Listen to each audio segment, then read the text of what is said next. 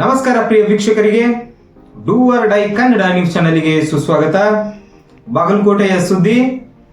ಬಾಗಲಕೋಟೆ ಮತಕ್ಷೇತ್ರದಲ್ಲಿ ಈ ಬಾರಿ ಯಾವುದೇ ರಾಜಕೀಯ ಪಕ್ಷವಾದರೂ ಮಾಜಿ ಸೈನಿಕರಿಗೆ ಟಿಕೆಟ್ ನೀಡಬೇಕೆಂದು ಎಂಬ ಅಭಿಪ್ರಾಯ ಸಾರ್ವಜನಿಕ ವಲಯದಲ್ಲಿ ಕೇಳಿಬರುತ್ತಿದೆ.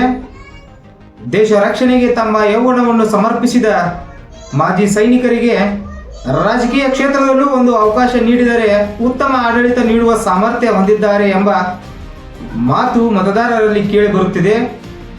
ಶಿಸ್ತಿನ ಜೀವನ, ದೇಶಭಕ್ತಿ, ಸೇವಾ ಮನೋಭಾವ ಮತ್ತು ನಾಯಕತ್ವ ಗುಣಗಳನ್ನು ಹೊಂದಿರುವ ಮಾಜಿ ಸೈನಿಕರು ಸಾರ್ವಜನಿಕ ಸೇವೆಯಲ್ಲಿ ಉತ್ತಮ ಮಾದರಿಯಾಗಬಹುದು ಎಂದು ಹಲವರು ಅಭಿಪ್ರಾಯಪಟ್ಟಿದ್ದಾರೆ.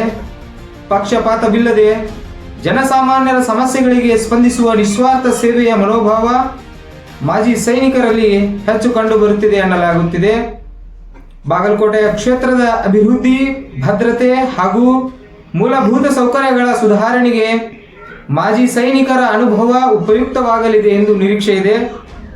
ಹೀಗಾಗಿ ಎಲ್ಲ ರಾಜಕೀಯ ಪಕ್ಷಗಳು ಗಂಭೀರವಾಗಿ ಪರಿಗಣಿಸಿ ಮಾಜಿ ಸೈನಿಕ ಅಭ್ಯರ್ಥಿಗೆ ಅವಕಾಶ ನೀಡಬೇಕೆಂದು ನಾಗರಿಕರು ಒತ್ತಾಯಿಸಿದ್ದಾರೆ. ವರದಿ ಡೂ ಆರ್ ಡೈ ಕನ್ನಡ ನ್ಯೂಸ್ ಚಾನೆಲ್, ಬಾಗಲಕೋಟೆ. ನಮಸ್ಕಾರ.